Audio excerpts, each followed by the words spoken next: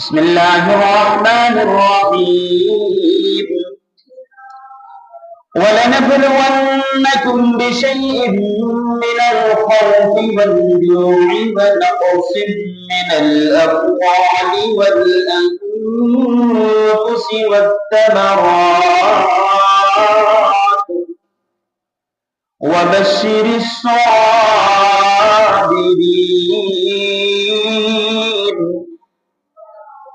الذين إذا أصابتهم مصيبة قالوا إنا لله وإنا إليه راجعون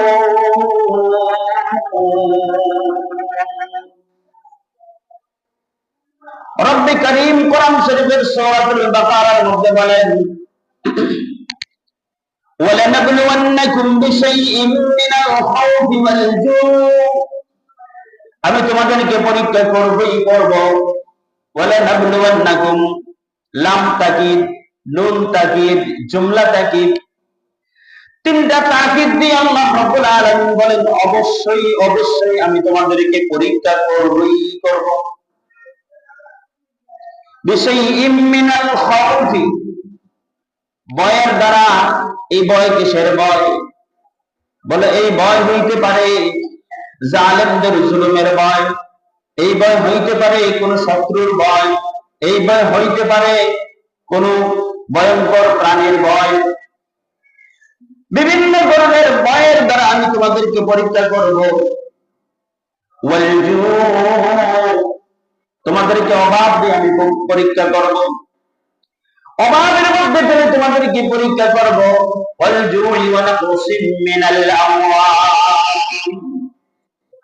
তোমাদের সম্পদকে নষ্ট করে দিয়ে আমি তোমাদেরকে পরীক্ষা করব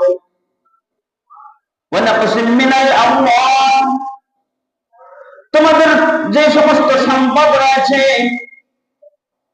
বাড়ি ঘর রয়েছে বাড়ি ঘর নষ্ট করে দিয়া দোকান রয়েছে দোকানকে নষ্ট করে দিয়া দোকান চুরি হয়ে গেছে গাড়ি ছিল ভেঙে গেছে দুর্ঘটনায় গাড়ি ভেঙে গেছে গাড়ি চুরি হয়ে গেছে হারিয়ে গেছে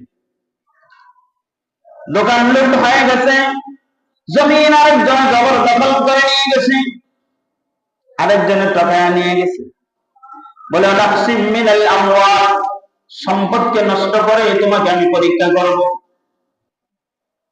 ونقسم من الأموال والأنفس তোমার শারীরিক ভাবে আমি পরীক্ষা করব শারীরিক ক্ষতিগ্রস্ততার মধ্যে ফেলাইয়া পরীক্ষা করব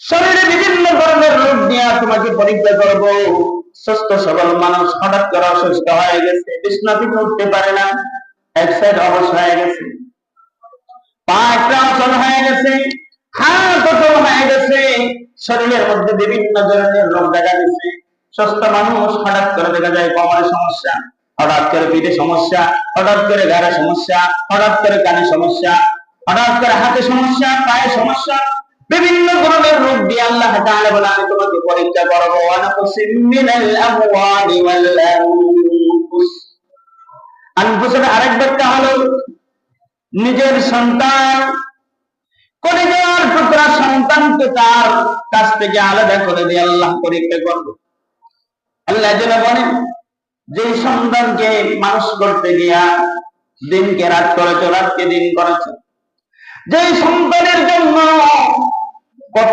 ধরনের অসুবিধার সম্মুখীন তোমাকে হইতে হয়েছে যে সন্তানকে লালন পালন করতে গিয়ে তোমার জীবনকে তুমি বাজে রাখতে হয়েছে যে সন্তানকে লালন পালন করতে গিয়ে কত মানুষের কাছে তোমাকে অপমানিত হইতে হয়েছে কত মানুষের কাছে ধর্ণা দিতে হয়েছে গভীর রাত্রিতে বাবা যখন বাজার থেকে বাড়ি ফিরল কাজ থেকে বাড়ি ফিরল ঘরে এসে দেখলো সন্তান অসুস্থ গভীর রাত্র রাত 12টা হয়ে গেছে এমন অবস্থায় যখন থেকে সন্তান অসুস্থতায় কাতরাইতেছে বাবা বসে থাকতে পারে না বাবা এই গভীর রাত্রিতে ডাক্তারের বাড়ি দৌড়ায় বাবা এই গভীর রাত্রিতে কবিরাজের কাছে দৌড়ায় এই গভীর রাত্রিতেই বাবা সন্তানের চিকিৎসার ব্যবস্থার জন্য দৌড়ায় হসপিটালে দৌড়ায় বলে আল্লাহ তাআলা যেন এই কথাই বলেন, যেই সন্তানকে কষ্টের পর কষ্ট সহ্য করে লালন পালন করা, ওই সন্তান তোমার কাছ থেকে আলাদা হয়ে যাবে।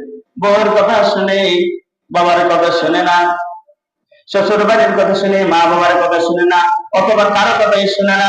সন্তানকে কিছু বললে সে আর উল্টা ধমক দেয়, সন্তানকে একভাবে বুঝাইলে সে আরেকভাবে বোঝায়। সন্তানকে বাবা একটা আদেশ করলে, মা একটা আদেশ করলে সেটা তো মানে না, আরো উল্টা করে। মা বাবার সাথে পর্যন্ত ব্যবহার করে। মা বাবাকে ছেড়ে দিয়া, বৃদ্ধ মা বাবাকে ছেড়ে দিয়া স্ত্রীকে নিয়ে আলাদা হয়ে দূরে সরে গেল। যেই সন্তানকে লেখাপড়া করানোর জন্য সম্পদ বিক্রি করলো, নিজের সারা জীবনের সঞ্চয় সব নষ্ট করে দিল, আল্লাহ বলে সেই সন্তান তোমার কাছ থেকে আলাদা হয়ে যাবে, জুদা হয়ে যাবে, পৃথক হয়ে যাবে, তোমাকে ভুলে যাবে। এক ব্যাখ্যা হলো সন্তান আলাদা হয়ে যাওয়া, নিজের আপনজনকে আল্লাহ তাআলা আলাদা করে দেবে। যেই ভাই ছাড়া কিছু বুঝতো না, সেই ভাই এখন আর চিনে না, ভাই আলাদা হয়ে গেছে।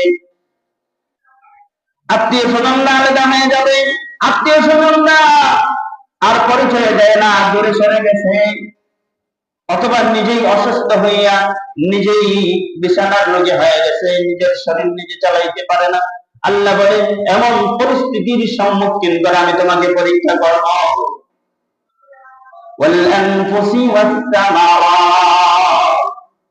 আর আল্লাহ বলেন আমি তোমার ফল ফলাদি, কৃষি, তোমার ব্যবসা বাণিজ্য যেইগুলা ছিল, অর্থ উপার্জনের যেই রাস্তাটা ছিল, এই রাস্তাটা হঠাৎ করে বন্ধ হয়ে গেছে।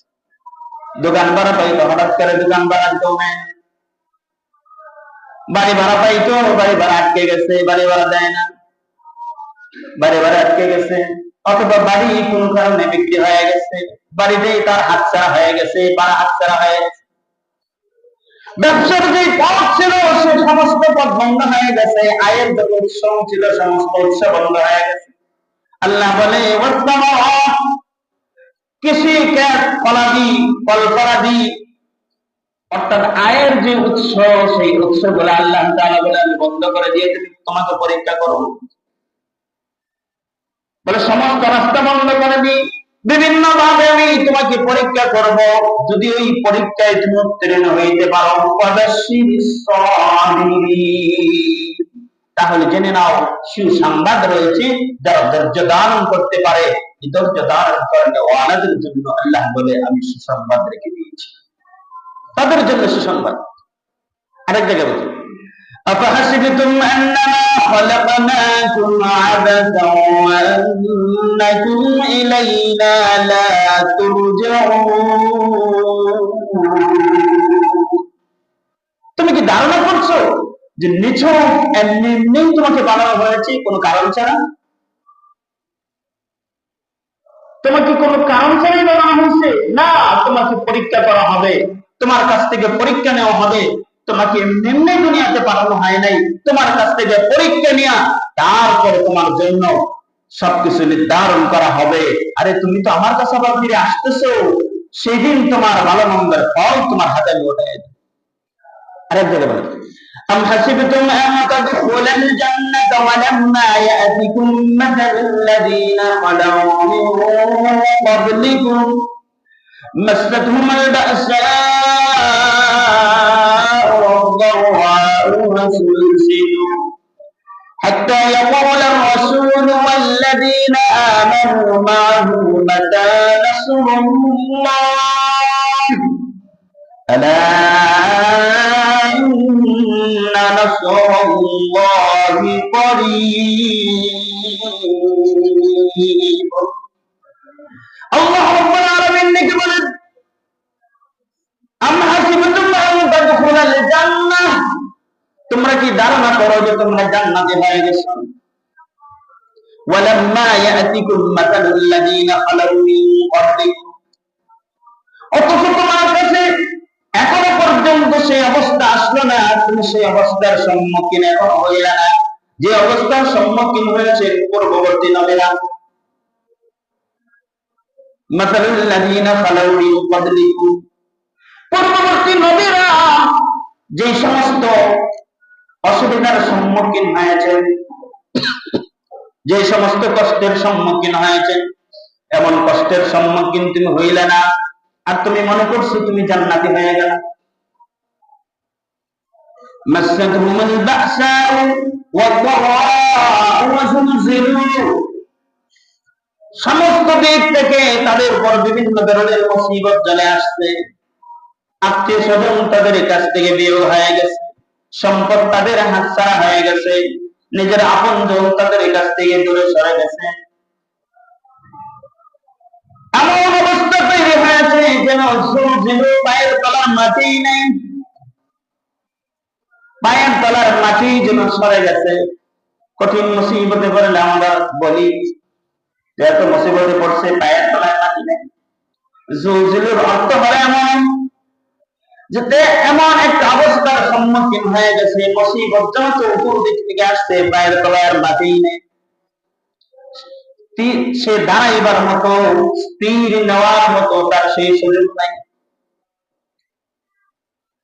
হাত্তা ইয়াকুলার রাসূল ওয়াল্লাযীনা আমানু মা'হু মাতা নাসরুল্লাহ, নবীগণ এবং তার সাথী মুমিনরা পর্যন্ত বলে ফেলছেন, সাথী মুমিনরা বলে ফেলছেন, এমনকি নবীরা পর্যন্ত বলে ফেলছেন, মাতা নাসরুল্লাহ, আল্লাহ তোমার সাহায্য আর কখন আসবে, তোমার সাহায্য আর কখন আসবে। উহুদের ময়দানে বিশ্বনবী জনাব মুহাম্মদুর রাসূলুল্লাহ সাল্লাল্লাহু আলাইহি ওয়াসাল্লাম আঘাতের উপর আঘাত পেয়ে এক পর্যায়ে আল্লাহর হাবিব সাল্লাল্লাহু আলাইহি ওয়াসাল্লাম বেহুশ হয়ে জমিনের মধ্যে পড়লেন। দীর্ঘক্ষণ পর আল্লাহর হাবিব সাল্লাল্লাহু আলাইহি ওয়াসাল্লামের হুঁশ আসলে দেখা যায় আল্লাহর হাবিবের মাথা মোবারকের ডান পাশ দিয়ে হেলমেট ভেঙে দুইটা কড়া আল্লাহর হাবিব সাল্লাল্লাহু আলাইহি ওয়াসাল্লামের কপালের ডান পাশে ঢুকে গেছে। সাহাবায়ে কেরাম বেহুশের মতো ছোটাছুটি করতে শুরু করলেন। একজন আরেকজনের দিকে তাকায়। ওমর রাদিয়াল্লাহু তাআলা পর্যন্ত নিজের হাত থেকে তরবারি ছেড়ে দিয়েছে, বলতেছে মাতা নাসরুল্লাহ, আল্লাহর সাহায্য আর কখন আসবে, আল্লাহর সাহায্য আর কখন আসবে, আমরা শেষ হয়ে গেলাম। আল্লাহ তাআলা বলেন, আলা ইন্না নাসরাল্লাহি করিব, আমার সাহায্য আর তোমরা যেখানে দরদের শেষ সীমা সেখানেই তো আমার সাহায্য, আমার সাহায্য তো তোমাদের একেবারে নিকটে, একবারে কাছে। মোট কথা হলো আল্লাহ রাব্বুল আলামিন যেন এই কথাই বলতেছেন পূর্ববর্তী নবীদের কাছ থেকে যেইভাবে পরীক্ষা নেওয়া হয়েছে, ও উম্মতরা, ও বিশ্বনবী মুহাম্মদুর রাসূলুল্লাহ সাল্লাল্লাহু আলাইহি ওয়াসাল্লামের উম্মতরা, তোমাদের কাছ থেকে এমন পরীক্ষা যতক্ষণ পর্যন্ত না নেওয়া হবে ততক্ষণ পর্যন্ত তোমরা কিভাবে তোমাদেরকে জান্নাতি মনে করতে পারো। পূর্ববর্তী নবীদের মধ্যে একজন নবী হযরত আইয়ুব আলাইহিস সালাম,